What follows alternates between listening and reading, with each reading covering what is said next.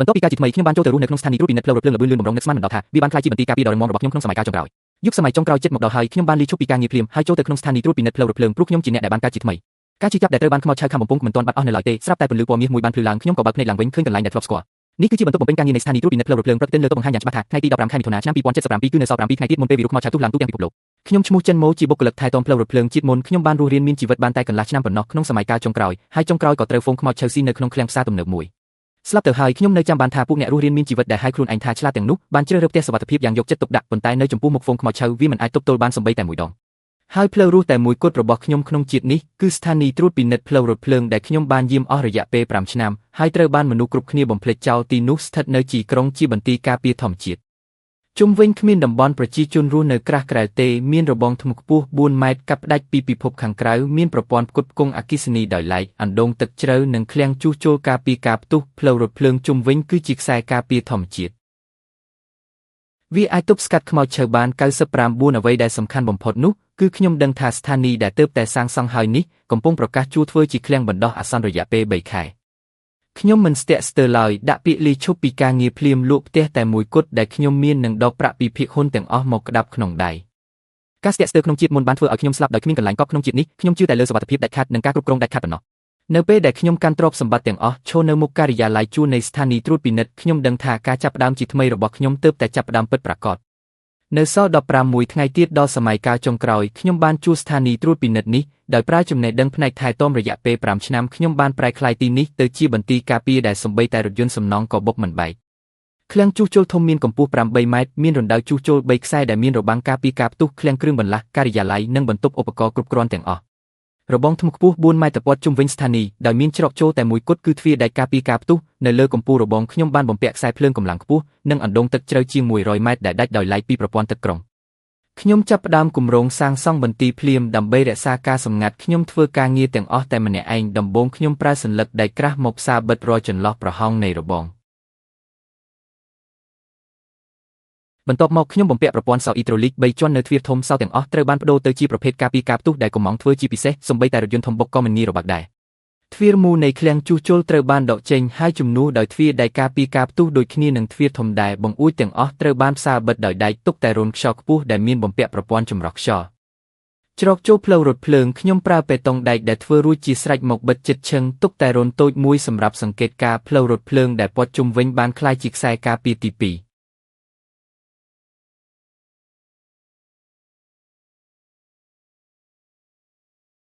ខ្ញុំចំណាយពេល2ថ្ងៃដើម្បីបញ្ចប់ការងារពង្រឹងរចនាសម្ព័ន្ធធំក្នុងអំឡុងពេលនោះខ្ញុំមិនជួបនរណាម្នាក់ឡើយសម្ភារៈសំណង់ទាំងអស់ត្រូវបានដឹកជញ្ជូនមកតាមរយៈសេវាកម្មដឹកជញ្ជូនមិនបញ្ចេញឈ្មោះជាតិមុនខ្ញុំបានឃើញច្រើនហើយការក្បត់ដោយសារតែការលេចធ្លីការសម្ងាត់ក្នុងជាតិនេះក្រៅពីខ្លួនឯងគ្មាននរណាដឹងពីអត្ថភាពនៃបន្ទាយនេះឡើយនៅពេលដែលស្នាមផ្សារចុងក្រោយត្រជាក់ចុះខ្ញុំមើលទៅរបងនិងទ្វារដែលបិទជិតឈឹងបន្ទាយធំត្រូវបានសាងសង់រួចរាល់ហើយបន្ទាប់មកគឺការរៀបចំស្បៀងអាហារដែលជាកត្តាកំណត់ថាតើខ្ញុំអាចរស់បានយូរប៉ុណ្ណា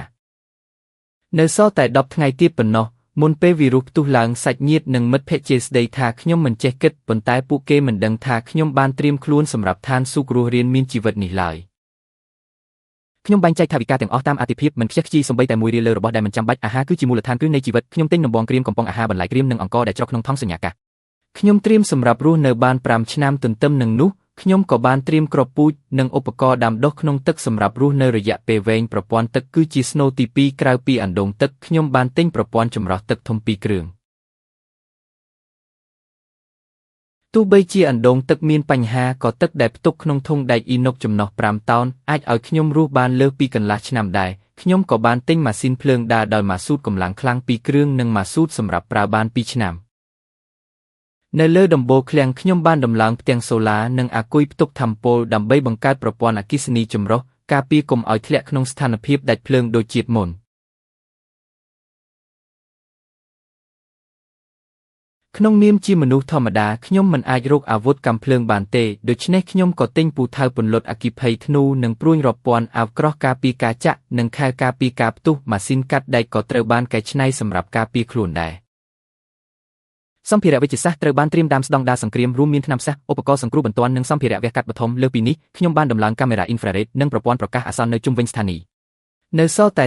48ម៉ោងទៀតប៉ុណ្ណោះមុនពេលវីរុសផ្ទុះឡើងខ្ញុំបានបិទខ្លួនឯងនៅក្នុងបន្ទាយហើយចាប់ផ្ដើមធ្វើការសាកល្បងប្រព័ន្ធទាំងអស់ដំបូងគឺប្រព័ន្ធអគ្គិសនីម៉ាស៊ីនភ្លើងដំណើរការបានយ៉ាងល្អបន្ទាប់មកគឺប្រព័ន្ធការពារសំណាញ់អគ្គិសនីកម្លាំងខ្ពស់លើរបងនិងប្រព័ន្ធអ៊ីនហ្វ្រារ៉េតដំណើរការស្របគ្នាខ្ញុំសាកល្បងបុកទ្វារធំដោយរថយន្តលើកទម្ងន់3តោនទ្វារមិនរញ្ជួយសូម្បីតែបន្តិចកាមេរ៉ាសុវត្ថិភាពអាចមើលឃើញយ៉ាងច្បាស់សូម្បីតែនៅពេលយប់ក្នុងចម្ងាយ100ម៉ែត្រប្រព័ន្ធទឹកនិងខ្យល់ក៏ដំណើរការបានយ៉ាងរលូនជាចុងក្រោយគឺផ្លូវរត់គេចខ្លួនបន្ទាន់ដែលខ្ញុំបានរៀបចំទុកជាមុនម៉ោង3ទៀបភ្លឺវីរុសបានផ្ទុះឡើងតាមការគ្រោងទុកក្នុងរយៈពេលតែ10នាទីប្រព័ន្ធភ្លើងក្នុងក្រុងចាប់ផ្ដើមរលត់តាមរយៈកាមេរ៉ាខ្ញុំឃើញភាពវឹកវរនៅតាមដងផ្លូវមនុស្សប្រែទៅជាខ្មោចឆៅក្នុងពេលដ៏ខ្លីប៉ុន្តែនៅក្នុងបន្ទាយរបស់ខ្ញុំមានតែសំឡេងម៉ាស៊ីនដំណើរការតិចនិងភាពស្ងប់ស្ងាត់ខ្ញុំពិនិត្យមើលកាមេរ៉ាគ្រប់ជ្រុងឃើញខ្មោចឆៅខ្លះព្យាយាមបុករបងប៉ុន្តែត្រូវឆក់ស្លាប់ភ្លាមដោយខ្សែភ្លើងកម្លាំងខ្ពស់អ្វីគ្រប់យ៉ាងគឺស្ថិតនៅក្រោមការគ្រប់គ្រងជាតិមុនខ្ញុំត្រូវលាក់ខ្លួនដោយភាពភ័យខ្លាចប៉ុន្តែជាតិនេះខ្ញុំមានបន្ទាយដ៏រឹងមាំបំផុតប៉ុន្តែស្រាប់តែអេក្រង់កាមេរ៉ាទាំងអស់ប្រែជាខ្មៅងឹត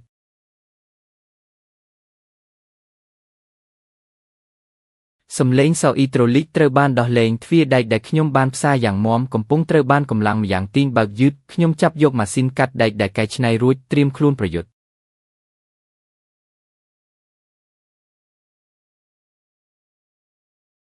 ស្រមោលខ្មៅមួយបានលេចឡើងនៅមាត់ទ្វារវាមិនមែនជាខ្មោចឆៅធម្មតាទេតែជាសត្វចម្លែកដែលមានស្រកាពណ៌ខ្មៅពេញខ្លួនគ្មានភ្នែកគ្មានច្រមុះមានតែមាត់ដ៏ធំគួរឲ្យខ្លាចវាអាចបញ្ចេញរលកអេឡិចត្រូម៉ាញ៉េទិកមករំខានកាមេរ៉ាបានខ្ញុំប្រើខែលការពារការផ្ទុះបុកវាហើយប្រើម៉ាស៊ីនកាត់ដែកកាត់ចំខ្លួនវាសត្វចម្លែកនោះស្រែកដោយការឈឺចាប់ហើយលោតចេញទៅក្រៅតាមបង្អួចដែលបែកខ្ញុំប្រញាប់ទៅបិទទ្វារនិងផ្សារវាឡើងវិញនេះគឺជាសត្វចម្លែកដែលវិវត្តខុសពីធម្មតាខ្ញុំត្រូវតែពង្រឹងប្រព័ន្ធការពារអេឡិចត្រូម៉ាញ៉េទិកបន្ថែមទៀតខ្ញុំបានរកឃើញប្រព័ន្ធហ្វ្រាំងអេឡិចត្រូម៉ាញ៉េទិកចាស់របស់រថភ្លើងយកមកកែច្នៃជាឧបករណ៍ការពារបន្ទាប់ពីការងារដ៏ហត់នឿយខ្ញុំបានជួសជុលរាល់ចន្លោះប្រហោងក្នុងសៀវភៅកំណត់ហេតុខ្ញុំបានកត់ត្រាពីចំណុចខ្សោយរបស់សត្វចម្លែកនោះរាល់បទពិសោធន៍គឺជាដើមទុនសម្រាប់រស់រានមានជីវិត3ថ្ងៃបន្ទាប់ពីការផ្ទុះឡើងស្បៀងអាហារក្នុងបន្ទាយនៅតែសម្បូរបែបប៉ុន្តែខ្ញុំត្រូវចេញទៅក្រៅដើម្បីប្រមូលសម្ភារៈសំណង់ដែលនៅសល់ខ្ញុំស្លៀកពាក់អាវក្រោះធ្នូនិងព្រួញចេញតាមច្រកសម្ងាត់ផ្លូវរថភ្លើងដែលព័ទ្ធជុំវិញស្ថានីយ៍ពិតជាមានប្រយោជន៍មែនខ្មោចឆៅមិនអាចឆ្លងកាត់រណ្ដៅជ្រៅនៅសងខាងផ្លូវបានទេខ្ញុំដើរតាមផ្លូវដែកដោយសុវត្ថិភាពសំដៅទៅរកកន្លែងផ្ទុកសម្ភារៈនៅតាមផ្លូវខ្ញុំឃើញសាកសពខ្មោចឆៅជាច្រើនប៉ុន្តែពួកវាមិនអាចធ្វើអ្វីខ្ញុំបានឡើយខ្ញុំប្រមូលបានដែកនិងសម្ភារៈអេឡិចត្រូនិកមួយចំនួនត្រឡប់មកបន្ទាយវិញដោយសុវត្ថិភាពនេះគ្រាន់តែជាការចាប់ផ្ដើមប៉ុណ្ណោះជាមួយនឹងបន្ទាយការពារដ៏រឹងមាំនេះខ្ញុំនឹងរស់រានមានជីវិតបានយូរជាងជាតិមុននិងបង្កើតពិភពលោកថ្មីមួយសម្រាប់ខ្លួនឯងនៅក្នុងសម័យកាលដ៏ខ្មៅងឹតនេះ